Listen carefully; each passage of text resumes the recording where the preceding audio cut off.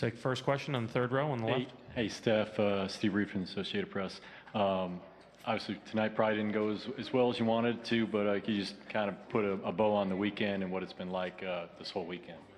It's an amazing weekend being back in Charlotte, and pretty much everything I imagined it to be.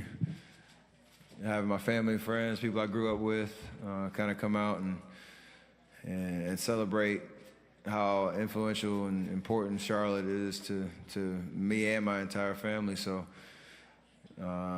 obviously ending up tonight playing in the All-Star game here is very surreal, and one I'll remember for a very long time despite the missed shots and the loss, for sure. Next row back. Steph, Mark Medina, Bay Area News Group. Can you take us through the play where you hit the three falling down over Klay and what the banner was like afterwards? From the time he checked in, we were going back and forth. I wanted to guard him every chance I got, and him vice versa. So I feel like any possession I touched the ball with him on me, I was just going to shoot no matter what. And it worked out in my favor that possession. He fell asleep for a hot second, tried to close out, and I sold the call for sure. So nice to see that one. If I was going to make one shot out of the 23 I took, it had to be that one. Third row on the left side. Anthony Sider with The Athletic. Steph, how surprised were you on the bounce pass to Giannis that he actually finished it? I mean, just take us through that play. I bounced it really high, and a lot of time in between, when it hit the ground to him dunking it. Obviously, timing was unreal. His length, finishing it and getting it before it came down. Pretty bang play. Just glad we had that connection. I'm not sure anybody else on the floor could have finished that one. So for it to be choreographed like that was pretty nice. Back row center. Manuel Rodriguez from TAP Deportes, Puerto Rico. You showcase your talent to the whole city that saw you grow up, but you blessed more children while you were here during the All-Star weekend. How do you feel blessing other people that saw you grow up and they now can have that opportunity to be blessed by you?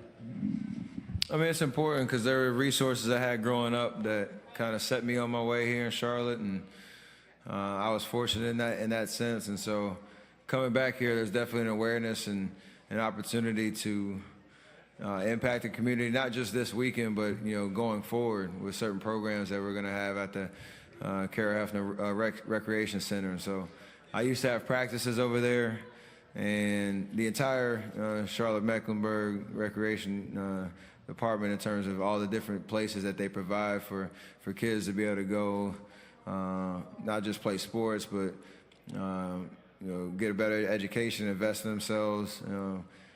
And me and my family thought that was an extremely important opportunity. And again, something that year after year, hopefully we can come back and continue to reinvest. Jamal right here. Jamal Murphy, Bill Roden on Sports. How good did it feel to get that dunk at the end? Yeah, for all y'all that saw me in LA a couple months ago, I redeemed myself. So that was the best part of my night for sure. Front row on your left. Lauren Jones, LA Sentinel. Just can you describe the dynamic between you and Klay, and just to be able to go against him? He pointed to you after knocking down a three in the corner, and just talk about that dynamic. Yeah, I mean, we're obviously each other's biggest supporters, but we kind of do it in a fun way. We talk so much trash to each other. Like, there's a couple sayings we throw out there when each of us is shooting, and we almost like get happy when the other one misses. Like, it's just a weird kind of vibe, but it comes from a good place. And so, yeah, I was yelling at him. I'll yell at him when we're playing for the Warriors and we're on the same team. I think it's because we feed off of the competition and trying to be better than each other at shooting the basketball. So that always kind of be the vibe for sure. We got Rod on the back left, and then back here for the last question. Robin with The Athletic, right here, Steph. Just wondering what it's like, somebody who was born and raised here, what it's like to see Kemba Walker just get the love that he got from the people tonight and just his career here so far in Charlotte. For me growing up, obviously with the Hornet organization being here, representing the city, leaving and then coming back, it's a different name, now the Hornets again, like there's just a lot of history here from a basketball perspective, and I think I felt it everywhere I went. And celebrating, my dad and Muggsy, Lonzo Mourning, Glenn Rice, Larry Johnson, Kendall Gill, all those guys that suited up for the Hornets.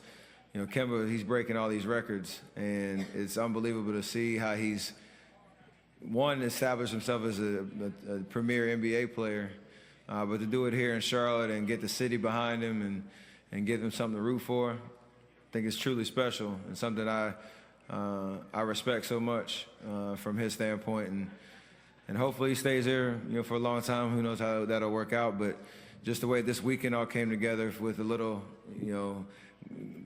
older guys and the new regime with Kemba, kind of all celebrating what it means to be a Hornet. That was pretty special. Last question in the back right. Steph, Dustin Pfeiffer, Fox Sports Southeast. Kind of asked my question, but a follow-up. With those records being broken here by Kemba, do you give your dad a hard time about that a lot with most of his records going down?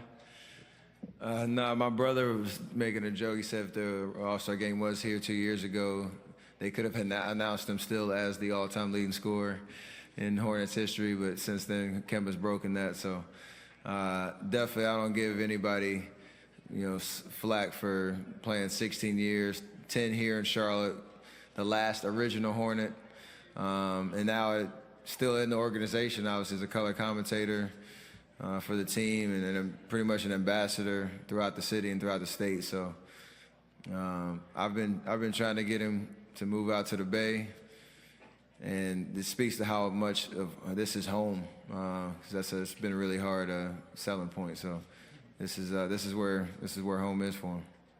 Thanks, Steph. Paul George will be next.